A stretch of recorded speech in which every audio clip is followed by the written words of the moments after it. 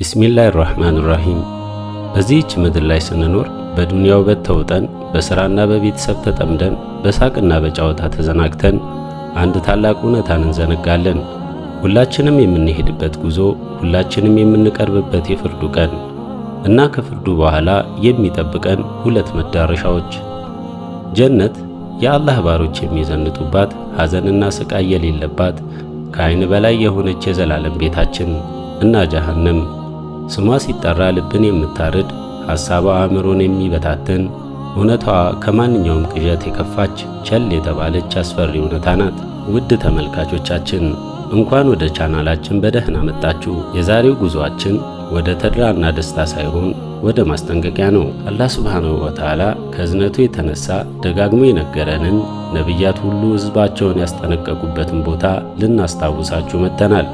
ይህንን ታሪክ ያቀረብንላችሁ ልባችሁን በፍርሃት ለማሸበር ፈልገን አይደለም፣ በፍጹም አይደለም። ዓላማችን ፍርሃትን ወደ ጥንቃቄ፣ ጥንቃቄን ወደ ተውበት፣ ተውበትን ደግሞ ወደ አላህ እዝነትና ወደ ጀነት መንገድ ለመቀየር ታስቦ የተሰራ ነው። እስኪ አንዴ አይናችሁን ወደዚህ ያሳርፉ፣ ጆሮአችሁን ክፈቱ፣ ልባችሁንም አዘጋጁ። ዛሬ ስለ ጀሃነም እንነጋገራለን። አላህ ሱብሓነሁ ወተዓላ እኔንም እናንተንም ከእርሷ ይጠብቀን። የውመል ቂያማ የምድርና የሰማይ ሥርዓት የሚዛባበት ቀን ነው። ሰዎች ከቀብራቸው እንደ አንበጣ ተበታትነው የሚነሱበት ቀን።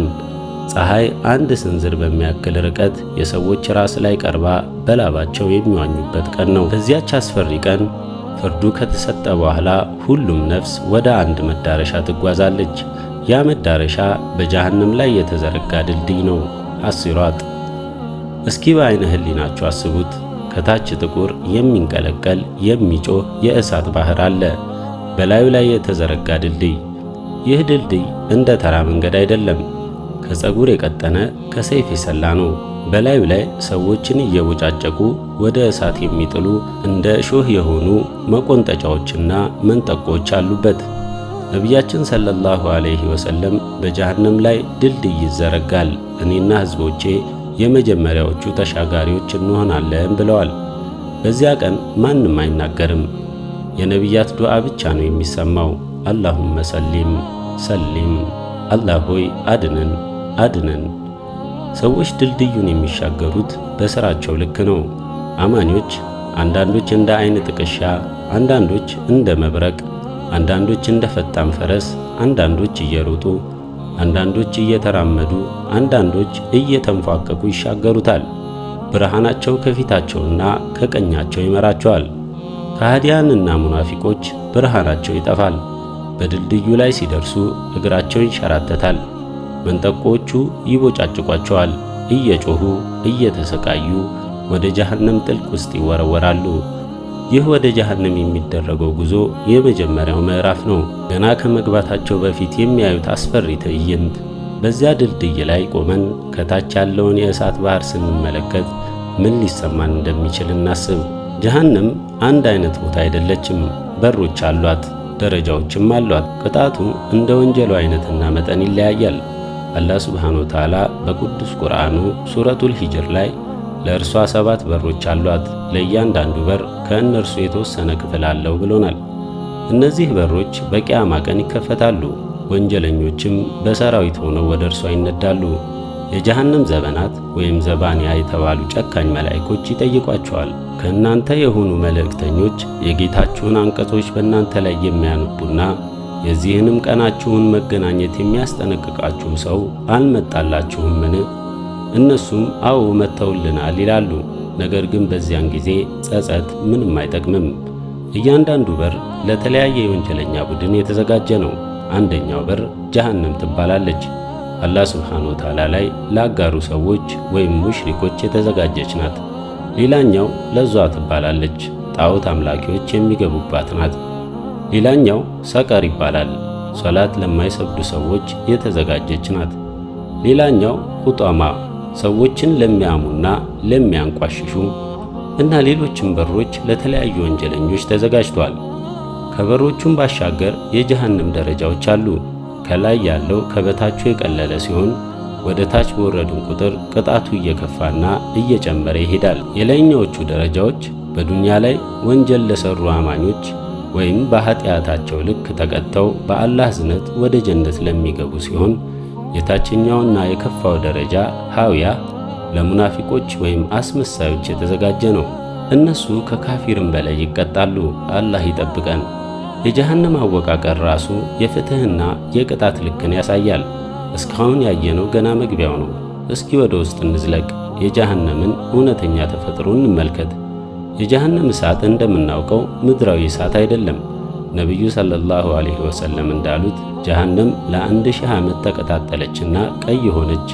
ከዚያም ሌላ 1000 ዓመት ተቀጣጠለችና ነጭ ሆነች። ከዛም ሌላ 1000 ዓመት ተቀጣጠለችና ጥቁር ሆነች። አሁን እሷ ጥቁር ጨለማ ናት ብለዋል። የዚህች ዱንያ እሳት ከጀሃነም እሳት 70 እጥፍ የቀለለች ናት። የጀሃነም እሳት ከምድሯ በ70 እጥፍ ትበልጣለች ማለት ነው። የጀሃነም እሳት ነዳጇ ምንድን ነው? ሱረቱል በቀራ ላይ እንደተጠቀሰው ሰዎችና ድንጋዮች ናቸው። አዎ ሰዎች ራሳቸው የእሳቱ መቀጣጠያ ይሆናሉ። በጀሃነም ረሃብ አለ፣ ጥም አለ። ግን መፍትሄው ከችግሩ የከፋ ነው። ምግቧ ዘቁም የተባለ ዛፍ ከጀሃነም ስር የሚበቅል ነው። ፍሬው እንደ ሰይጣን ራሶች የተጠማዘዘና አስቀያሚ ነው። ሲበሉትም ሆድን እንደ ቀለጠ መዳብ ያቃጥለዋል።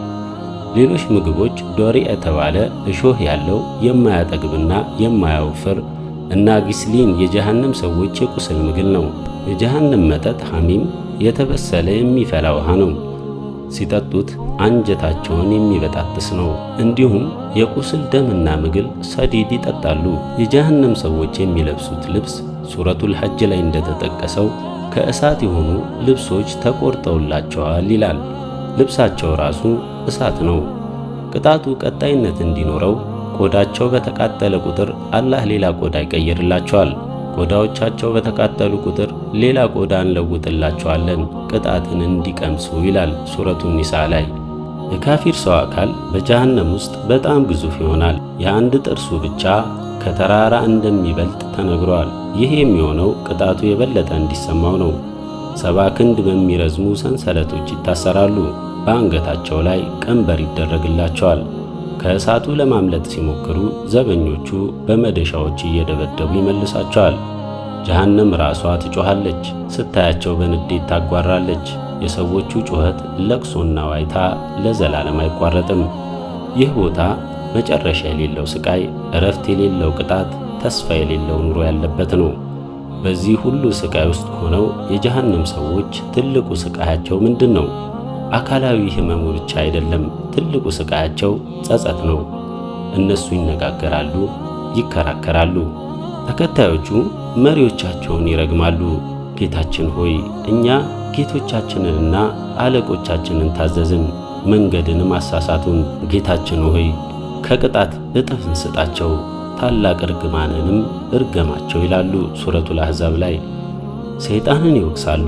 ሰይጣን ግን እንዲህ ይላቸዋል፣ አላህ እውነተኛውን ቃል ኪዳን ገባላችሁ፣ እኔም ቃል ገባሁላችሁና አፈረስኩባችሁ። ለእኔ በእናንተ ላይ ምንም ሥልጣን አልነበረኝም፣ ግን ጥሪ ያቀረብኩላችሁና ተቀበላችሁኝ። ስለዚህ እኔን አትውቀሱኝ፣ ራሳችሁን ውቀሱ ይላል ሱረቱል ኢብራሂም ላይ። በመጨረሻም ተስፋቸው ሲሟጠጥ ወደ አላህ ሱብሓነሁ ወተዓላ ይጮኻሉ። ወደ ጀነት ሰዎች ይጣራሉ። ከውሃው ወይም አላህ ከሰጣችሁ ሲሳይ በእኛ ላይ አፍስሱልን ይላሉ። የጀነት ሰዎችም አላህ እነዚህም በካህዲያን ላይ እርም አድርጓል ብለው ይመልሱላቸዋል። የጀሃነም ዘበኛ ማሊክን ይለምናሉ። ማሊክ ሆይ ጌታህ በእኛ ላይ በሞት ይፍረድብን ይላሉ። እርሱም እናንተ በዚህ ውስጥ ዘውታሪዎች ናችሁ ብሎ ይመልስላቸዋል። ሞትን እንኳን ይነፈጋሉ። በመጨረሻም ወደ አላህ ሱብሓነሁ ወተዓላ ይጮኻሉ። ጌታችን ሆይ ከእርሱ አውጣን፣ ከዚህ በኋላ ወደ መጥፎ ሥራ ብንመለስ እኛ በዳዮች ነን ይላሉ ሱረቱል ሙእሚኒን። ከዚያም ከዓለማቱ ጌታ የመጨረሻውና ልብ የሚሰብር መልስ ይመጣል። በውስጧ ተዋርዳችሁ ኑሩ፣ አታናግሩኝም ይላቸዋል ሱረቱል ሙእሚኒን። በዚያች ቅጽበት ሁሉም ተስፋ ይጠፋል፣ ሁሉም በር ይዘጋል። ዘላለማዊ ስቃይና ጸጸት ብቻ ይቀራል። ይህን ሁሉ ከሰማም በኋላ ልባችን በፍርሃት ተውጧል። ይህ ፍርሃት ግን መልካም ነው። ምክንያቱም ይህ ፍርሃት ወደ ተግባር የሚቀየር ከሆነ የማምለጫው መንገድ ቁልፍ ነውና አዎ ከዚህች አስፈሪ ቦታ ማምለጫ መንገድ አለ። መንገዱ ግን ያለው እዚሁ ነው። አሁን ዱንያ ላይ ብቻ ነው። ከሞትም በኋላ ሁለተኛ ዕድል የለም። ታዲያ የማምለጫው መንገድ ምንድን ነው? አንደኛ ተውበት። አሁኑን ወደ አላህ እንመለስ። በሠራነው ወንጀል እንጸጸት። ዳግም ላለመመለስ ቃል እንግባ።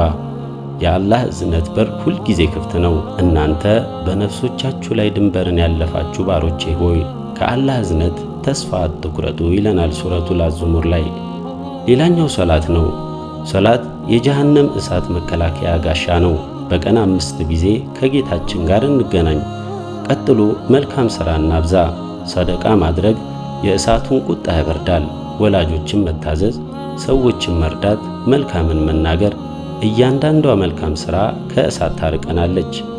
ዱዓ ማድረግ ሁልጊዜ በዱዓችን አላሁማ አጅርኒ ሚነናር፣ አላህ ሆይ ከእሳት ጠብቀን እንበል። በቀን 7 ጊዜ ይህንን ዱዓ የሚል ሰው ከእሳት እንደሚጠበቅ ተነግሯል። በዋነኛነት አላህን መፍራት ነው። በድብቅም በግልጽም አላህን እንፍራ። ያ ፍርሃት ከየትኛውም ኃጢአት ይጠብቀናል። ወንድሜ እህቴ፣ የጀሃነም ታሪክ የተነገረን እንድንጨነቅ ሳይሆን እንድንማርበት ነው።